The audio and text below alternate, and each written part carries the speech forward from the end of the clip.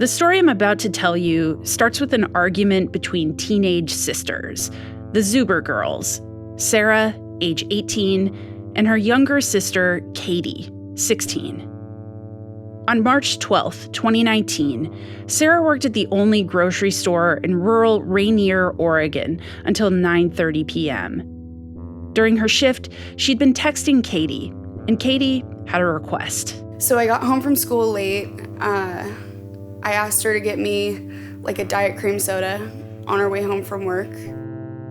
Katie and Sarah had plans to watch Animal House that night. When Sarah got home from work, she handed Katie her soda. So she brought me the soda, whatever, and I made a joke that I'm not going to repeat, and she got mad about it. And she kind of went off on me, and she was she just said some things to me about how she was worried about me and just some different stuff about the direction I was going in life. Katie's twin sister Abby was in her room. The three Zuber girls all had bedrooms on the bottom floor of the family's home. Abby tried to tune out her sisters. I hear Katie and Sarah arguing right outside my door because all of our bedrooms were downstairs. And I stuck my head out the door and I said, can you shut up? I'm trying to sleep. I made a dumb joke. She got mad and told me the things, and I just sat there like this. I was like, are you done? And then The Zuber sisters fought like this all the time. They were teenagers, and emotions were always high. They were also devout Christians. Lately, Sarah had been vocal to Katie about how she thought she should act. And so I got mad at her. And I was like, okay, I'm gonna go take a shower now. And she was like, all right, I'm gonna go on a walk. Sarah marched upstairs. She told Katie to keep the door unlocked. She was going for a walk, and she'd be right back. I was like, okay, I'm not gonna lock the front door. And, we were both mad at each other because we got in a little tiff. And she goes, I love you. And I didn't say it back.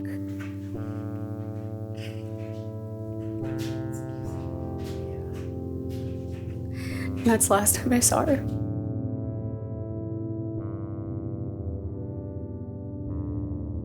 After her shower, Katie waited up for Sarah, but eventually she fell asleep on the couch.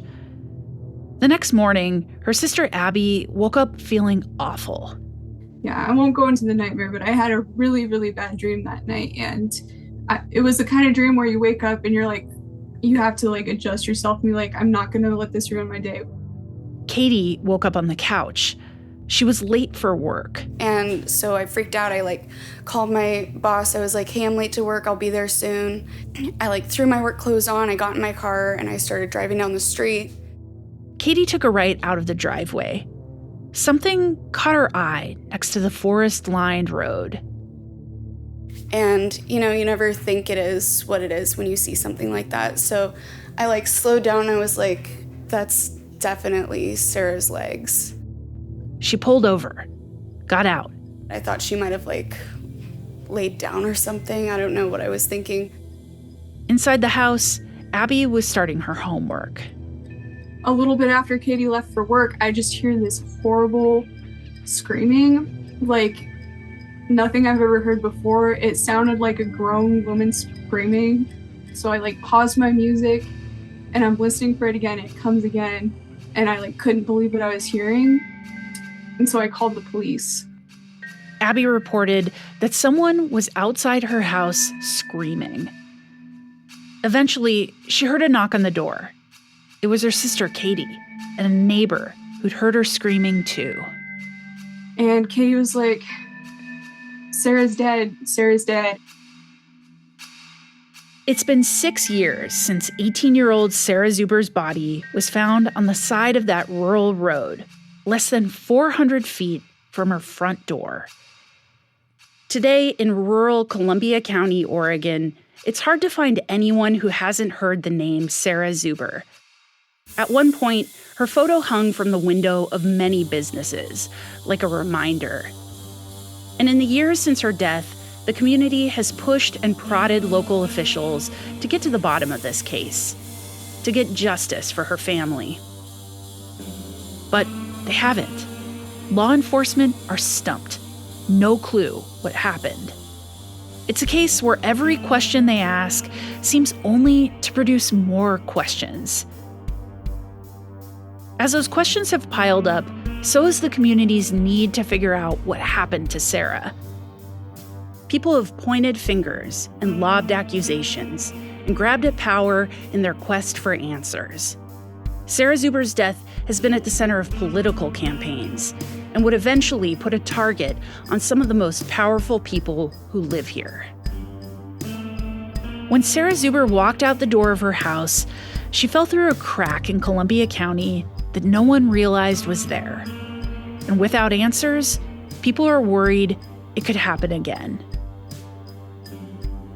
From Oregon Public Broadcasting, this is Hush, Season 2, Love Thy Neighbor. I'm Leah Satilli. This is Episode 1, The Last to See Her Alive.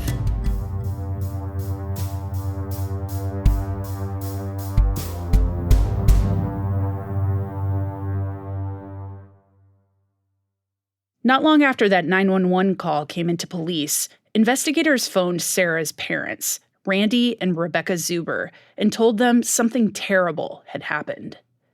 Rebecca got home first. At a police roadblock, she parked her car, walked up the road, and shouted toward the officers. An officer's body camera was recording. Where is she? Hi, Where's my daughter? my name's Terry, and I'm the chaplain for the Sheriff's Department. What's your Where name? is she? What's your name? Rebecca, where is my daughter? A pair of officers steered Rebecca toward the neighbor's house. Where is Sarah? Let's go ahead and sit down. Inside, Katie and Abby were talking to a detective. Let me see Sarah. Are you the man? Are you the mom? Yes. Okay. So this is Rebecca, Sarah's mom, and we want to get everybody together and let you know and have a seat. What I really want to do, I want to see my daughter. The detective stood up from the table, trying to calm her. So Rebecca, we're gonna work this out. We don't know, but you're Sarah. What Sarah is? We're the baby. I want to see her right now. We know. Rebecca balled up her fists and held them tight against her head. She turned to Katie. Okay. Okay, what happened, Katie? Rebecca. So Rebecca. You were leaving for work. You were driving to work. I was driving to work and then I saw her in a ditch and How far down? Up here? No, it's parked and I got out and I saw her and I started screaming and then she came out and she called 911. She totally dead? Yes, I'm sorry. The police officer said they needed time to piece together what happened. Didn't you just talk to So her one just at a minute time. ago? No, I talked to her One at a last time, night. they're gonna work through this, okay? So Okay, when you wait. finish talking with them. Wait, I have another question. I have to ask you a question. Absolutely. But the police were hesitant to answer Rebecca's questions because they decided very quickly that this was a homicide investigation. News of a suspicious death on a windy road in the woods spread fast. TV news reporters from 42 miles away in Portland were ready to pounce. A woman's body found along a country road, and tonight the investigation into what happened to her and how she got there is just beginning. At 11 o'clock, good evening, everyone. As detectives search for clues, both confusion and fear have set into this quiet slice of Columbia County. Not Soon, far from everyone in Columbia County was talking. Rumors were flying. Was Sarah Zuber murdered? Was it a hit and run? Christine Brownlow and Sarah had been best friends when they were younger. They were both homeschooled. She was at a church event when she found out. And I actually had another homeschooler's dad text me, and he didn't, I guess, realize that me and Sarah were super close. And he was like, "Oh, did you hear about the Zuber girl?" And I was like, what are you talking about? And he's like, "Oh, Sarah Zuber was found dead in the ditch." And I was like, staring at my phone like, what? So I ran out crying. And Pretty quickly, the Zuber case was all anyone could talk about. And then since her body was found in the ditch, it was such a big thing that blew up in Columbia County that, you know, you have everybody, "Oh, I was her best friend." You have, "Oh, this happened." "Oh, well, I saw this." "Oh, well, no, this happened." Oh, But no one knew what actually happened. I don't know. I tried not to think about it too hard because, like I said, there was 20,000 different people saying that they knew what happened and this and that. It was a sunny fall day when producer Ryan Hass and I headed up the windy road toward the Zubers' house. Ryan and I had been working together for a long time by then, and usually he's the one holding the microphone while we discuss our reporting. But this time, Ryan was driving, and I was recording. Or at least I thought I was. Well, good. Now you know the pain of not turning on the recorder. We wouldn't have used it. We had a great, oh my gosh, it was so amazing. You missed Riveting. everything. Riveting combo. Sarah's parents, Randy and Rebecca, came out to greet us.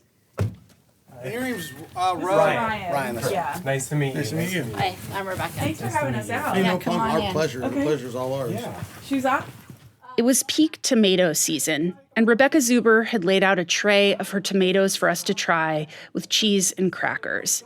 She had long, wavy hair, glasses, and a warm smile. Randy had a firm handshake and wore a fluorescent green hat advertising a logging supply company. It seemed like they were eager to speak to us because they felt so many people had failed them, especially the police. I've always said we only would like to get to the bronze level of investigations. Yeah. And I don't even know if we really got that. They haven't really changed at all. They do a little lip service here and there in between totally disrespecting us and disregarding us, which is okay, we're used to. But this is going to happen again. The whole thing comes down to accountability. And there's no accountability. They do this. The pair used to live in Portland, but moved out to Columbia County when their kids, the 3 girls and 1 older son, were young. They moved into an old red schoolhouse on a windy rural road. We had Sarah, and then 14 months later, we had twins. Oh, wow. So we found this place, and we fell in love with it. And so we raised our kids here. In Rainier, Randy got work as a garbage man, and Rebecca decided to homeschool the kids herself. They all thrived, but Sarah especially. By the time she was a teenager, Sarah was a night owl. She preferred to stay up late studying when the house was quiet and their rural internet was running faster. Sarah, when she was 16, started Liberty University online. It was a dual program where she would get her high school diploma and Kind of like the Running 2-year Start program, degree. I believe, that they have in like- Washington and Oregon. So she had finished that up. She was just finished with that. Like her graduation was the following month. And we were already planning. We had everything paid for. We had the flights. plane tickets. We were going back there and for. we were going back there for graduation. We had everything. That was the big plan. She had gotten scholarships for full presidential scholarship at the University of Portland. For She several earned different herself. colleges, including Liberty, but she wanted to go to University of Portland. She's going to be a neuroscientist. And Sarah was the kind of kid who could do math equations in her head. At a certain point, she excelled far beyond what Rebecca could teach and was basically teaching herself. I mean, we can't say enough about her, and honestly, and it's not just because she's our daughter. She was just a really good, nice girl, and I miss her to death. That's the problem, is we just miss her so much. And it's kind of sad, but I gotta drive down the road and I pretend my daughter's sitting next to me, and I just wait for her to walk in the door, but I know she probably isn't gonna do that. But it's hard. I'm sorry I gotta cry a lot, but I knew I'd probably be crying a lot. What happened is still a fresh wound in a lot of ways. They still have so many questions. An autopsy was conducted the day after Sarah died.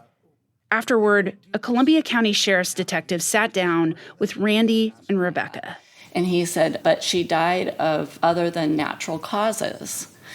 And at that moment, he said that her neck was broken, and there was 2 places where her neck was broken. And so again, they're like, do you have any idea who would want to hurt her? Blah, blah, blah.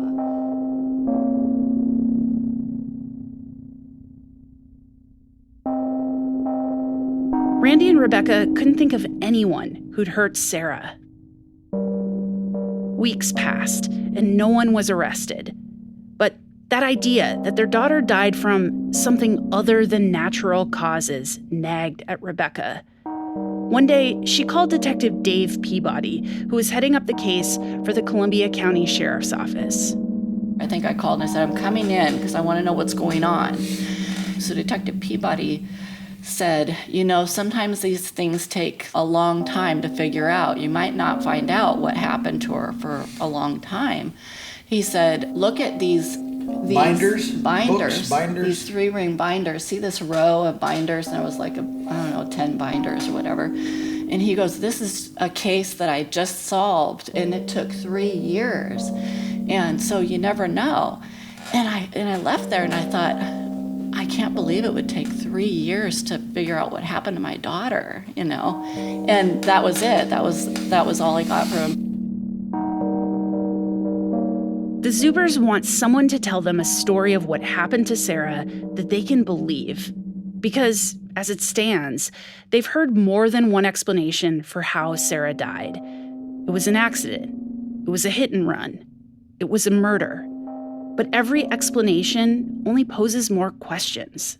It isn't anything like what I've grown up, I've seen probably 50, I'm old, I've seen 50,000 murders on TV, you know. I always said, why are there all these murders on TV? But it isn't like on TV.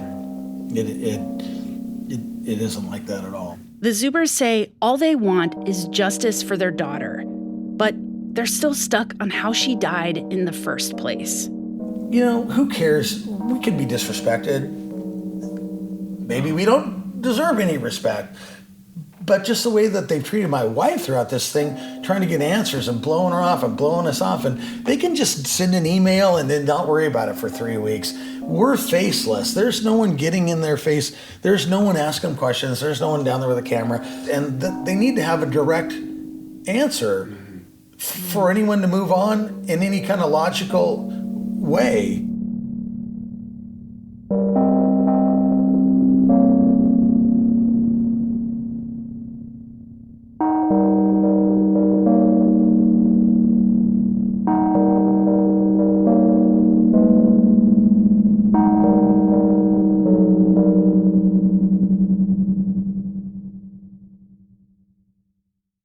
Sarah Zuber died just over a month after her 18th birthday. She was quiet, practical, smart. She liked to draw and write stories. She was tall and thin, with long strawberry blonde hair. She wore big baggy clothes, boots, little makeup, if any. She read fantasy books. She loved tromping in the mossy Oregon woods, swimming in wild rivers. Her sister Abby sent me a video of Sarah. In it, she's standing in her bedroom, wearing a red graduation cap and gown. She turned to Abby to show her a purple honor cord and noticed her sister was filming. You know what this is? Stop. Don't take pictures of me. Sarah wasn't shy so much as reserved. When she decided to talk, people really noticed. Sarah could be moody. She was 18. She had a weird sense of humor, but what teenager doesn't? She loved a good pun. She adored cats and made videos of her big gray cat named Smokes. I love you, even though you're a horrible carnivore that just tried to eat my face. She was a compulsive doodler. She made videos harassing her sister while she was in the bathroom. Get out of the shower! I want in! Abby, Sarah, be quiet. I want to be in the shower. She grew up in this rural town. Her homeschooling kept her sheltered, a little innocent. Most of her community came from church. In this one video she sent a friend, she was showing off every detail of a hotel room her family had checked into in Portland. She opened the mini fridge and peered inside. You got like these fancy ass mirrors, and it's not stocked, but still it's a cool ass freaking fridge, and it comes behind a cupboard. She and her sisters were rushing around the room, taking photos of every little corner. That's a cool painting. Look, the ceiling changes height. I think that's fancy, even though it's not supposed to be. Every time Sarah passed the mirror, she'd jerk the camera away, uninterested in her own reflection. And then a normal plain bathroom with more Neutrogena products and another shower with another attic. fancy fucking place.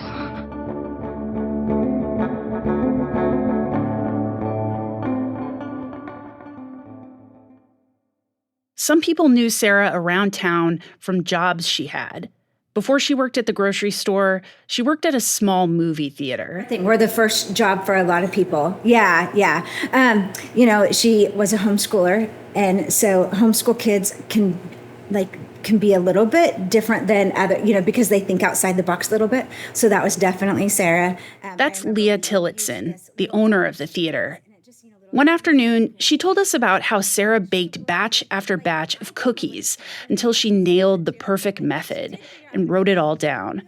The cookies would come out great every time, and customers loved them. That could be because, and also I think she just wanted to do something perfect.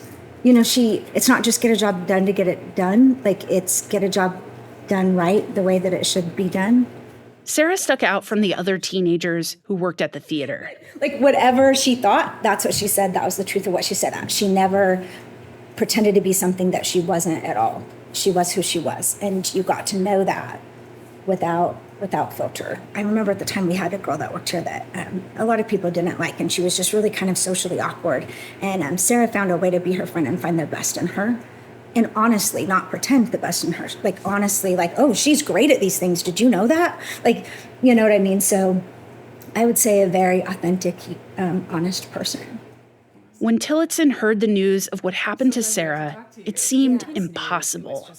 I didn't believe it was true, obviously, knowing the family and knowing her. And she, was a cautious person that was careful. She wasn't willy-nilly with her safety. And do you know what I mean? It wasn't you've known some teens where you're oh, please, God, just get them alive. So she was not that at all in any way, and didn't come from a family that, she just wasn't that. And so it absolutely was a huge shocker. Yeah. How could that be true? How could that? Yeah. And then you go kind of quickly to how can a family survive that? The theories about what occurred were rampant in the community. Everyone wanted to know the real story. Yes. How could there not be an answer? It's a girl's life. How could we not know?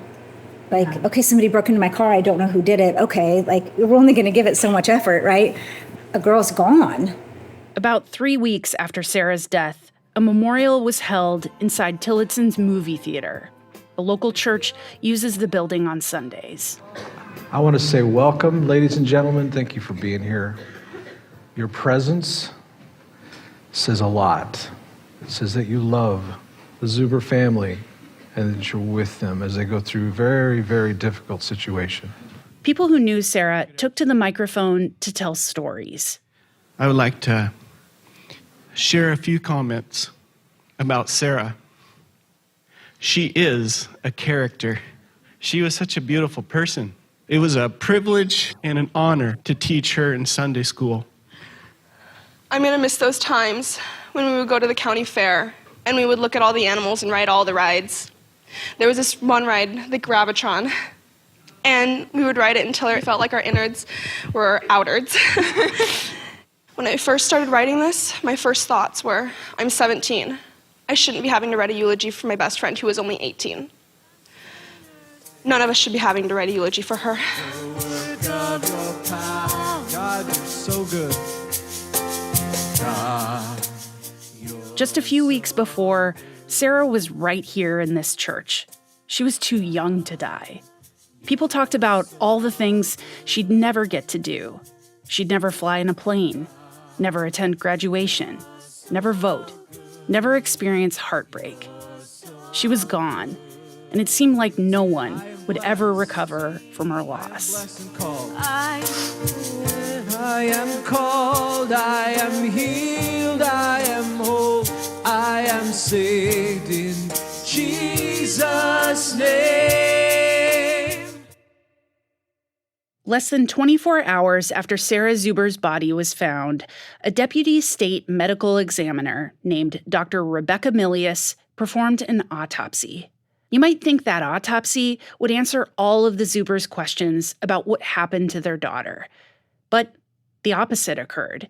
A lot of the speculation around this case starts in that autopsy room. When Sarah was found, she had grass and plant matter all over her clothes. There was mud on her shoes. X-rays showed she had a hairline fracture in her neck. And maybe you're hearing all this and thinking, okay, she must have been hit by a car. That's what killed her. Not so fast. The doctor noted that neck fracture wasn't a life-threatening injury. Sarah had bruises and a few scrapes on her arms and legs, and there was a small contusion on the side of her head, like you might get if you banged your head on a cupboard door. In her report, Dr. Milius wrote, quote, "The minor blunt force injuries found on post-mortem examination are of degree sufficient to have caused death." And yet, Dr. Milius also made a note that her findings did not support the theory that it was a hit and run. In other words, she was saying, yes, Sarah had blunt force injuries that could have caused her to die, but no, she wasn't hit by a car. Okay, so now you might be thinking maybe Sarah Zuber was killed. But the autopsy makes that seem less likely. Milius did tests to find out if Sarah had been sexually assaulted, which came back negative. And she said there was no evidence of homicidal violence. According to the medical examiner, she wasn't hit by a car and she wasn't murdered. So what the hell happened to her?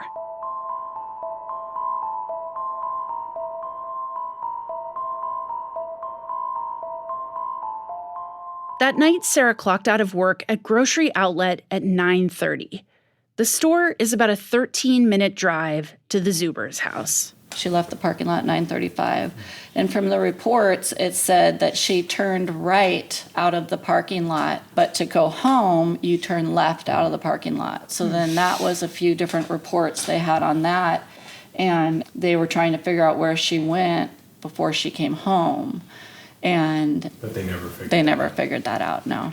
So Sarah took a right out of the parking lot instead of a left. And she didn't arrive home until about an hour later, around 10:30. She handed Katie her soda. They got in an argument, then Sarah left for a walk. Katie estimated she left around 10:50 p.m. After she walked out of the house, 2 text messages were sent from her phone. The first went to Sarah's boyfriend at 10:57 p.m. It read, "I'm ferking FE8NK," which police interpreted to mean, "I'm fucking drunk." He wrote back, "What?" but got no response.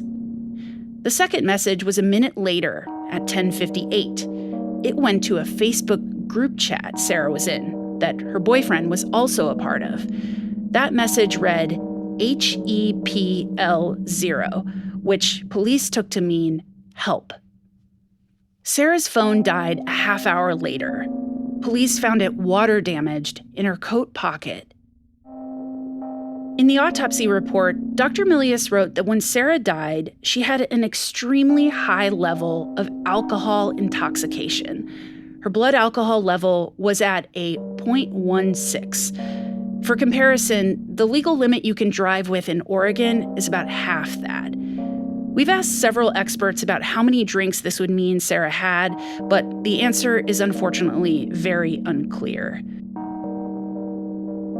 Milius wrote that high level of intoxication, combined with foggy 42-degree March weather, might have caused Sarah to succumb to hypothermia. But even then, the doctor indicated none of her findings definitively supported her own theory. She said she'd amend her report if she got, quote, clarifying information from the police. Milius concluded that Sarah's official cause of death was undetermined. But this alcohol thing is hard for the Zubers to believe for a few reasons. First, Katie Zuber, the last person to see her alive, insists her sister wasn't drunk when they had their argument and she left for a walk. Did you ever see her drink, or did she seem like she'd been drinking that night? Would you have known? Yeah, I would have known, and she wasn't. She was completely sober. Whenever she drank, she would share it with me.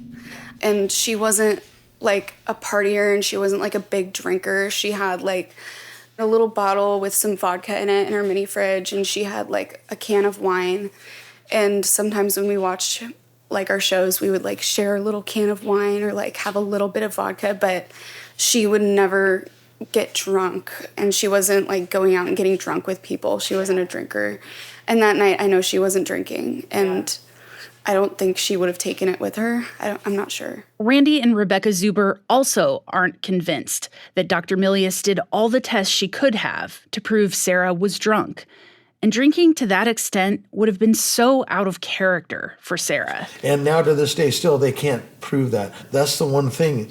And I don't care if Sarah did drink and if she did get drunk, but like this alcohol thing, how did you come up with that? Well, we didn't find it anywhere, but somehow in her blood she had some. Was she having her? No. Any other things? Talked to nothing. No alcohol anywhere? No. I've never seen. I could even tell my kids have a rock star, and I've never seen Sarah drink. But I know that she did have some sake with her sister, and she might have had whatever with Vishal. I don't know what they that do. night or just in general? No, just in general. So she had Not drank that night. before. Yeah. No. Sarah had consumed alcohol in her life. But investigators didn't find any bottles in her bedroom or her car. If the only definitive conclusion of the autopsy is that Sarah Zuber had a lot of alcohol in her body, when did that alcohol go into her body? If she drank it with someone in that hour after work, who was that person? And why didn't she seem drunk when she got home? Sarah had a few things on her when she died. Her phone, which was waterlogged, some headphones, which were laying at her feet in a puddle, a pocket knife, and an empty plastic water bottle. At the bottom of that bottle, there was a tiny amount of brown liquid. And so at the scene, Detective Dave Peabody poked his breathalyzer into the bottle. Whatever Peabody, who comes up there, and he's all, hey, there's some water in her pocket, and he takes his PBT and sticks it there and goes, well, there's alcohol in there. Is that like a breathalyzer? Yeah, that's where, you watch cops, they go, blow, blow, blow, keep blowing, blow, blow, blow. They go, oh, alcohol, I knew it. And then from then on, it's all alcohol, alcohol, alcohol. No, okay, so. What's weird is that in the files we got from the Columbia County Sheriff's Office, we didn't find a report of Peabody doing this test.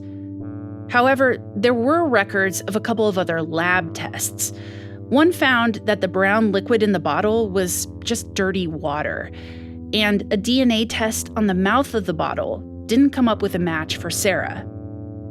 So, just to recap, Sarah had this sky-high blood alcohol content, but there were no traces of alcohol in her bedroom or her car. We don't know what she did after work, but her sister insists she wasn't drunk.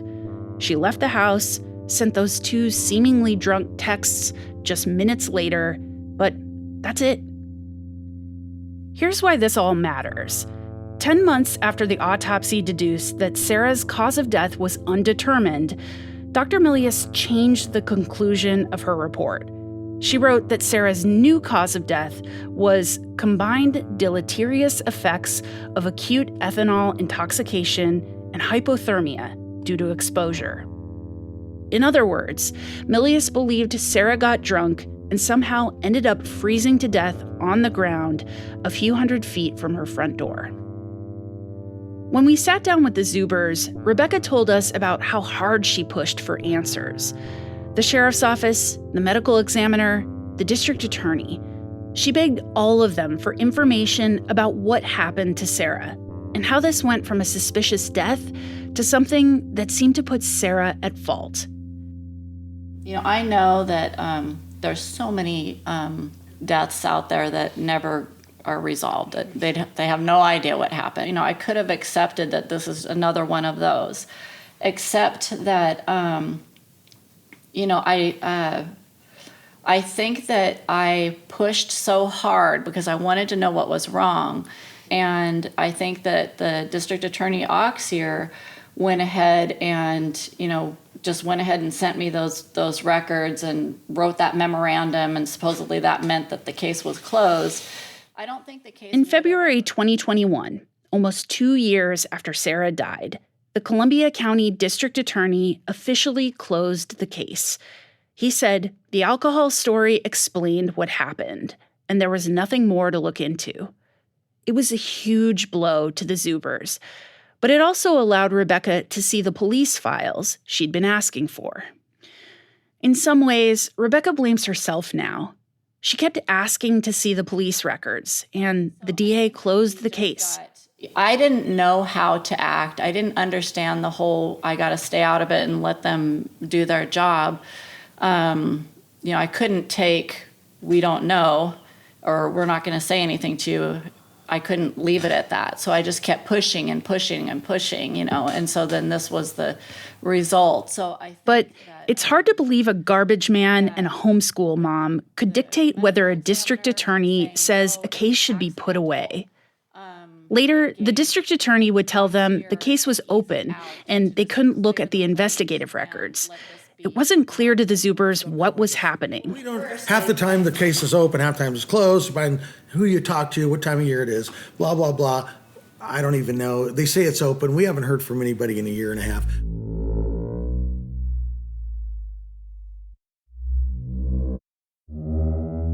The Zubers have reminders on all sides of their home of what happened and how none of it made sense. There's the place where Sarah died, just a few hundred feet from their door. And just down the road is a small cemetery where she's buried. When I work on stories involving people who've died, I often visit a person's grave to see how they're remembered. So one afternoon last fall, Ryan and I visited Sarah's grave.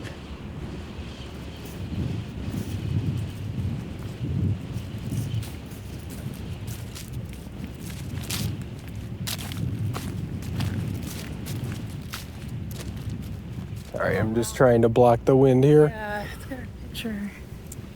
Oh, man. On her headstone, there's a photo of Sarah in that red cap and gown. Sarah Elizabeth Zuber, precious daughter, sister, friend. Heaven sent, February 1st, 2001. Returned, March 13th, 2019.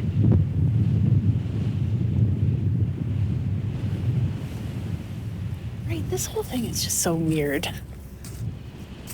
Yeah. It's like, yes, okay, it's a mystery. That was why I was initially interested. Definitely a mystery. But is it a mystery? Well, is something that is like a human created error a mystery? Mm-hmm. Or is it that just somebody never said figured it out what happened? Right. Because I just think you do anything in an area like this and everyone knows. Yeah. I just have a hard time believing that there is such a thing as a secret in a small town. There's no secrets, but it's also every rumor gets shared. Mm-hmm. So it's like the information is extremely diluted.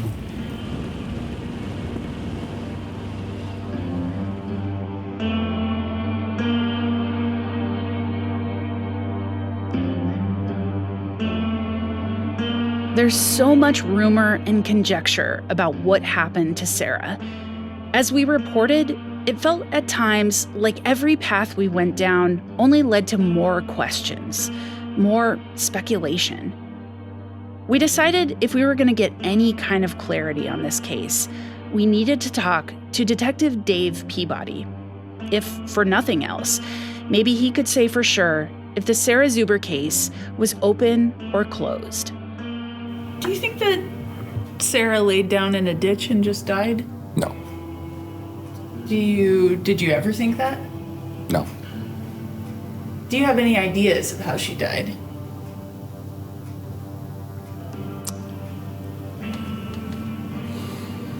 Yes. That's next time.